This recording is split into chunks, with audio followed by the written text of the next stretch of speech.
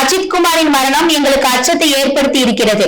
நாங்கள் கேரளத்தில் ஒரு பகுதியில் வாழ்ந்தவர்கள். தமிழ்நாட்டில் எங்களுக்கு பாதிப்பு ஏற்படுவதால் கேரளாவிற்கு சென்று விடலாம் என்று தோன்றுகிறது என பால பிரஜாதிபதி அடிகளார் பேட்டியளித்தார். சிவகங்கை மாவட்டம் மடப்புரம் கோயில் காவலாளி அஜித்குமார் உயிரிழந்த சம்பவத்தை தொடர்ந்து அவரது இல்லத்திற்கு ஐயா வைகுண்டர் தலைமைபதி மகா சன்னிதானம் பால பிரஜாதிபதி அடிகளார் நேரில் சென்று அவரது குடும்பத்தினரை சந்தித்து ஆறுதல் கூறி ஆசி வழங்கினார். பின்னர் செய்தியாளர்களை சந்தித்த போது அஜித்குமார் கொலை சம்பவம் எங்களுக்கு தமிழகத்தில் வாழ அச்சத்தை ஏற்படுத்தி உள்ளது. தமிழகத்தின் தென் பிராந்தியத்தில் நாடார் சமூகத்தினர் அமைதியாகவும் அமைதி இழந்தும் இருக்கிறார்கள். இதனை தமிழக அரசு புரிந்து கொண்டு எங்களது அச்சத்தை போக்க வேண்டும். எங்களுக்கு ஏற்படும் பாதிப்புகள் குறித்து பரிகாரங்கள் தேட முடிவெடுத்திருக்கிறோம். நாங்கள் மீண்டும் கேரளத்திற்கு போய்விடலாமா என தோன்றுகிறது. எங்களை தமிழகத்தில் ஓரங்கட்டப்பட்டது போன்ற உணர்வு தோன்றுகிறது. கேரளத்தில் ஐயா வைகுண்டத்துக்கு மணிமண்டபம் கட்ட ஏற்பாடு செய்துள்ளனர். கேரளாவில் இருக்கும் நம்பிக்கை எங்களுக்கு தமிழகத்தில் இல்லாமல் போய்விடக் கூடாது என தெரிவித்தார்.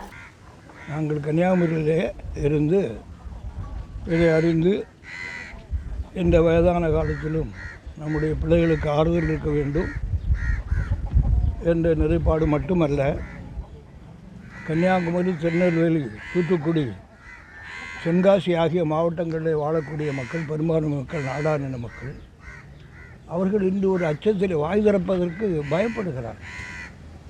என்னை பார்த்து சொல்லுகிறார், நீங்கள் நம்முடைய சமுதாயத்தை ஒருங்கிணைத்து அதற்கு தகுந்த பாதுகாப்பு இந்த அரசிடமிருந்து வாங்க வேண்டும்.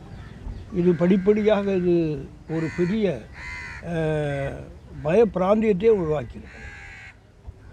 அமைதியாக இருக்கிறார்கள் என்றல்ல, அமைதி இழந்து இருக்கிறார்கள் என்பதை அரசு புரிந்து கொள்ள வேண்டும். எங்களுடைய அச்சத்தை போக்க வேண்டும். அரசுகள் இன்று தங்களுக்கு இருக்கிற சங்கங்கள், அமைப்புகள், உறவின் முறை இவைகளையெல்லாம் நீங்கள் ஒருங்கிணைத்து அதன் மூலமாக நமக்கு வேண்டிய பரிகாரத்தை தேட வேண்டும் என்று இன்று ஒரு முடிவெடுத்திருக்கிறோம்.